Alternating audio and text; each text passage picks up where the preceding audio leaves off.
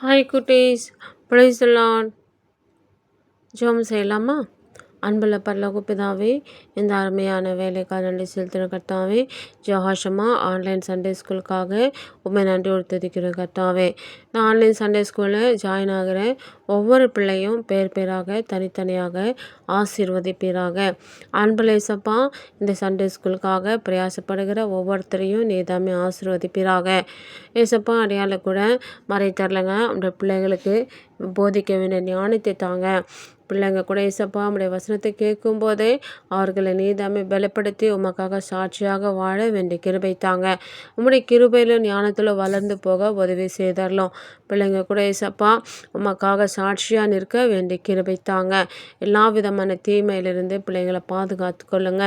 அன்புள்ள இயேசப்பா, எங்களை எல்லாரும் நன்மையின் காலத்துக்கு ஒப்பு கொடுத்து இயேசு கிறிஸ்து நாமத்தில் ஜெபிக்கிறோம் நல்ல பிதாவே, ஆமென். சில்ட்ரன், இன்னைக்கு நான் உங்களுக்கு என்ன ஸ்டோரி சொல்ல போகிறேன் தெரியுமா? சைனாவில் ஊழியம் செய்த ஒரு மிஷினரி ஸ்டோரியை தான் சொல்ல போகிறேன். அந்த மிஷினரி பேர் என்ன தெரியுமா? என்ஷி. என்ஷிக்கு 6 வயது இருக்கும்போது ஒரு பயங்கரமான டிபி என்ற வியாதி ஏற்பட்டதாம்.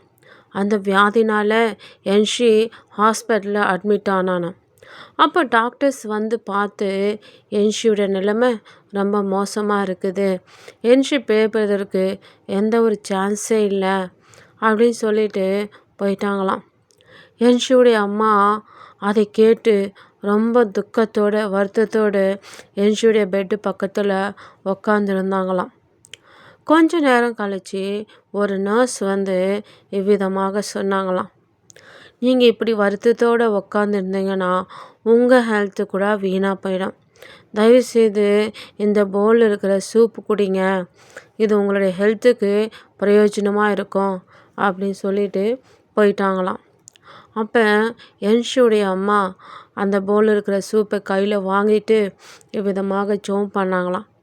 ஏசப்பா, என்ஷிக்கு நீங்கள் உயிர் கொடுத்தீங்கன்னா என்ஷியை உங்களுடைய ஊழியத்துக்கே நான் ஒப்பு கொடுக்குறேன் அப்படின்னு சொல்லி ஜெபம் பண்ணிவிட்டு அந்த பவுலில் இருக்கிற சூப்பை ஸ்பூனில் எடுத்து என்ஷியுடைய வாய்க்கிட்ட வைத்தார்களாம். என்ன ஒரு அதிசயம் நடந்தது தெரியுமா? என்ஷி உடனே கண் திறந்து பார்த்து அந்த ஸ்பூனில் இருக்கிற சூப்பை குடித்தானாம். தம்பி தங்கச்சி, பார்த்தீங்களா? நம்முடைய தேவன் பெரிய தேவன், அவர் அதிசயங்களை செய்கிறவர். ஆபத்து காலத்திலே நாம் அவரை கூப்பிடும்போது அவர் நம்ம ஜெபங்களுக்கு பதில் தருவார். என்ஷி அவ்விதமாக சுகம் பெற்றுக்கொண்டு ஹாஸ்பிட்டலிருந்து டிஸ்சார்ஜ் ஆகி வீட்டுக்கு வந்தானாம். இப்போ என்ஷி ஒவ்வொரு நாளும் ஆரோக்கியமாக வளர்ந்து வருகிறான். அவ்விதமாக இருக்கும்போது ஒரு நாள் என்ஷியுடைய வீட்டில் ஃபேமிலி ப்ரேயரில் 1 சாமுவேல் 3ஆம் அதிகாரம் படித்தார்களாம்.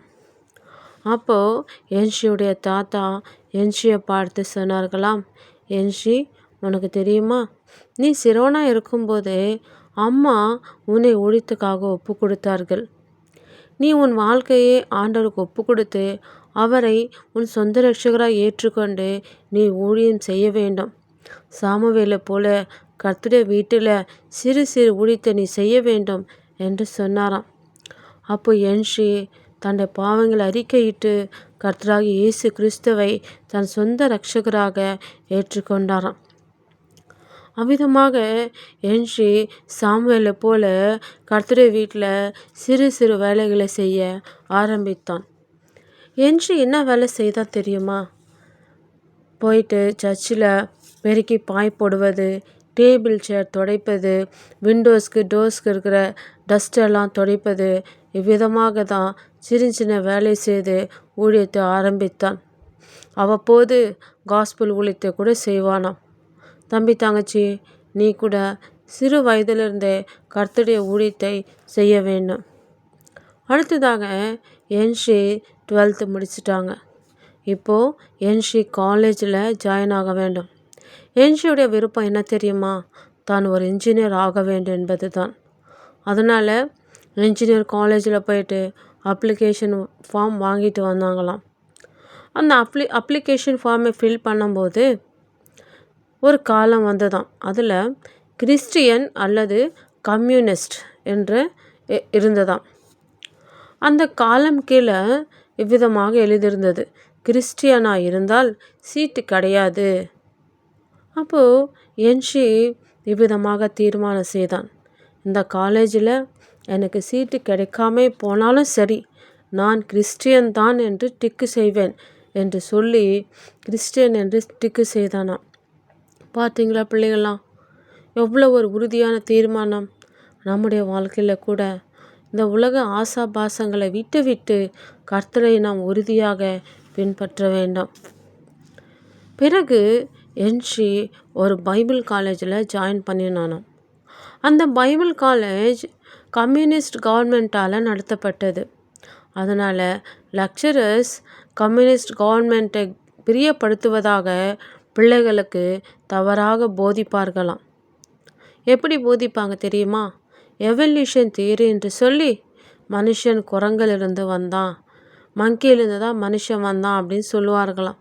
அடுத்ததாக பிக் பேங் தியரி என்று சொல்லி ஒரு பெரிய வெடிப்புனால தான் சூரியன், சந்திரன், பூமியெல்லாம் உருவாகப்பட்டது என்று போதிப்பார்களாம். என்ஷி இதை கேட்டபோது மிகவும் துக்கமடைந்து, இது என்ன, இதெல்லாம் பைபிளுக்கு அகெனிஸ்டாக இருக்குதே அப்படின்னு சொல்லி மிகவும் வருத்தத்தோடு ஜெபம் பண்ணினான். தன்னோடு இருக்கிற பிள்ளைகளுக்கு இந்த லெக்சரர் சொல்வதெல்லாம் தவறு.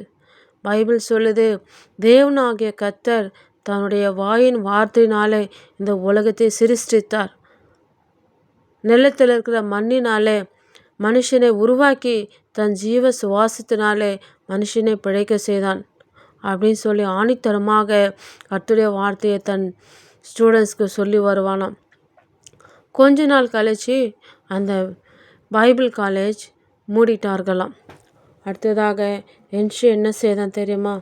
அந்த கம்யூனிஸ்ட் கவர்மெண்ட்டுக்கு தெரியாமல் தன் வீட்டிலே பைபிள் ஸ்கூல் ஆரம்பித்தானாம். அநேக பிள்ளைகள் வந்து என்ஷியோடைய ஸ்கூலில் ஜாயின் ஆகி வேதாகமத்தை படித்து வந்தார்களாம். என்ஷியும் மிக தெளிவாக கர்த்தருடைய சத்தியத்தை அவர்களுக்கு தெளிவாக போதித்தானாம். அவ்விதமாக இருக்கும்போது ஒரு ஸ்டூடெண்ட்டு என்ஷியோடைய பைபிள் ஸ்கூலுக்கு வரும்போது போலீஸால் அரெஸ்ட் செய்யப்பட்டு ஜெயிலுக்கு கொண்டு போகப்பட்டான். அடுத்ததாக ஒரு நாள் என்ஷியை கூட போலீஸார் அரெஸ்ட் செய்து ஜெயிலில் போட்டு விட்டார்களாம். இப்போது என்ஷி எங்கே இருக்கிறான் தெரியுமா பிள்ளைங்களா? ஜெயிலில் இருக்கிறான். பிள்ளைங்களா, ஜெயில் எப்படி இருக்கும் தெரியுமா?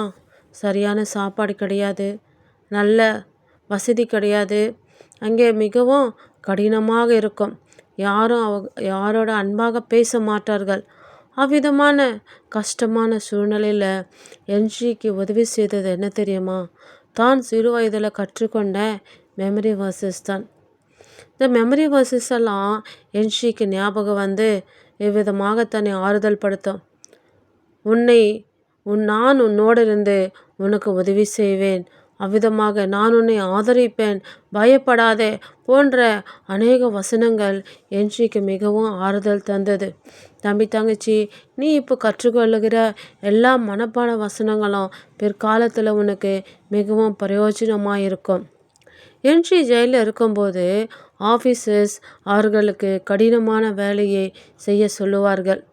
அப்படி ஒரு நாள் போலீஸ் அந்த ஜெயில் ஆஃபீஸர் சொன்னாராம், நீங்கள் போயிட்டு பேம்பி ஸ்டிக்ஸை கொண்டு வாங்க அப்படின்னு கடினமாக சொன்னார்களாம்.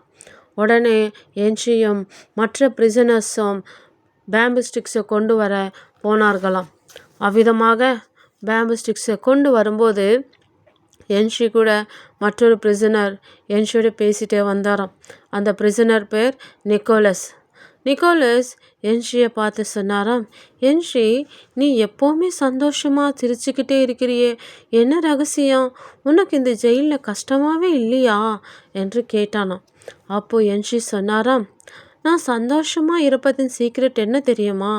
ஆண்டவராகிய இயேசு கிறிஸ்து தான், ஜீசஸ் கிரைஸ்ட். ஏசப்பா என் கூடவே இருந்து எல்லா விதமான கஷ்டத்திலும் துன்பத்திலும் என்னை பாதுகாக்கிறார் என்று சொன்னாராம். அதனால தான் நான் சந்தோஷமாக இருக்கிறேன் என்று சொன்னாராம். பிறகு அந்த நிக்கோலஸ் கேட்டானாம், எனக்கு சான்ஸ் கிடைச்சா இந்த ஜெயிலேருந்து தப்பி ஓடி போயிடுவேன், நான் எங்கள் வீட்டில் சந்தோஷமாக இருப்பேன் அப்படின்னு சொன்னாராம்.